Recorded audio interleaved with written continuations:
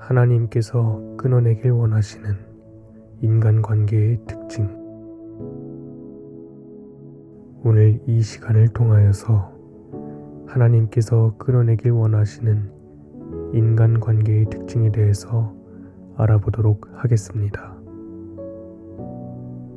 우리는 살아가면서 많은 사람을 만나고 다양한 관계를 맺습니다. 어떤 관계는 우리에게 힘이 되고 기쁨을 주지만 어떤 관계는 상처를 주거나 우리의 신앙과 삶을 힘들게 만들기도 합니다.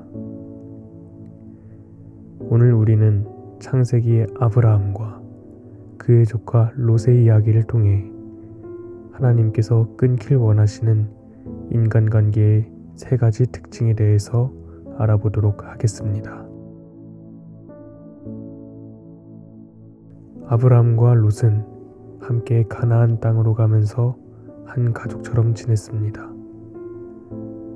그런데 시간이 지나면서 문제가 생겼습니다.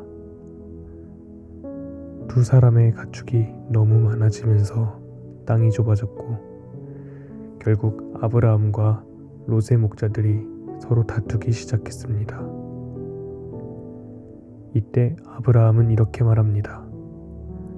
우리는 한 친족이라 다투지 말자. 내가 좌하면 나는 우하고 내가 우하면 나는 좌하리라. 아브라함은 싸우지 않기 위해 롯에게 먼저 선택권을 줍니다. 그리고 롯은 기름진 땅인 소돔과 고모라 쪽으로 떠납니다. 흥미로운 점은 롯이 떠난 뒤에 하나님께서 아브라함에게 더 큰 축복을 약속하셨다는 것입니다. 우리는 때때로 관계를 정리할 때 하나님이 더 큰 길을 열어주신다는 사실을 기억해야 합니다. 그렇다면 신앙적으로 건강한 관계를 위해 우리가 생각해야 할 기준은 무엇일까요? 첫 번째, 이 관계가 나의 신앙을 성장시키는가를 고려해야 합니다. 바울과 바나바는 함께 선교하다가 큰 다툼이 있었습니다. 결국 두 사람은 각자의 길을 가게 되었지만 그 이후로 오히려 복음이 더 널리 전파되었습니다. 하나님께서 주신 사명을 더 잘 감당하기 위해 때로는 관계를 정리하는 것이 필요합니다. 두 번째, 이 관계가 내 삶에 평안을 주는가? 예수님께서는 내가 너희에게 평안을 주노라 라고 말씀하셨습니다.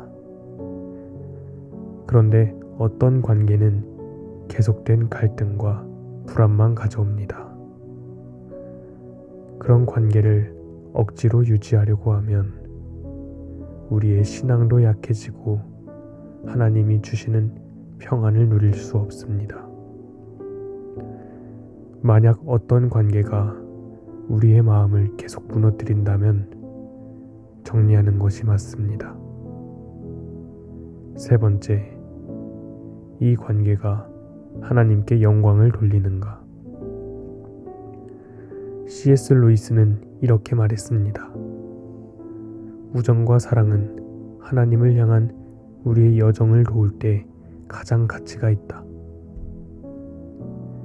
하나님께 가까이 가는데 도움이 되지 않는 관계라면 우리는 그 관계를 다시 생각해 봐야 합니다.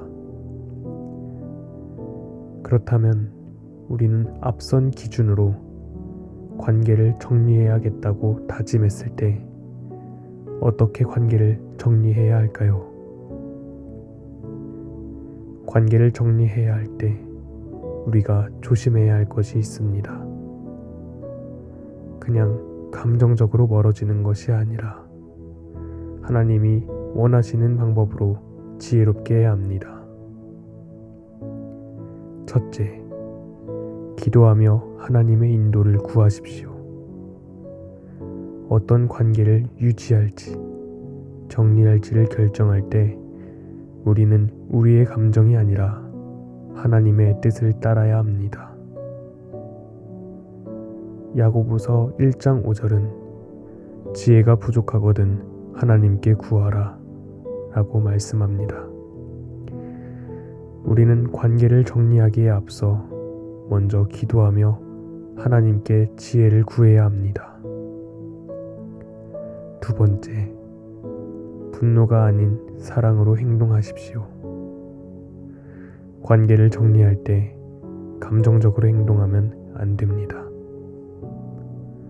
예수님께서는 가룟 유다를 대하실 때도 끝까지 사랑으로 대해 주셨습니다. 상대를 미워하는 것이 아니라 사랑하는 마음으로 관계를 정리해야 합니다.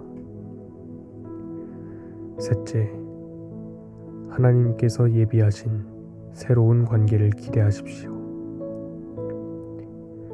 아브라함이 롯과 헤어진 후 하나님은 더 큰 땅을 약속하셨습니다.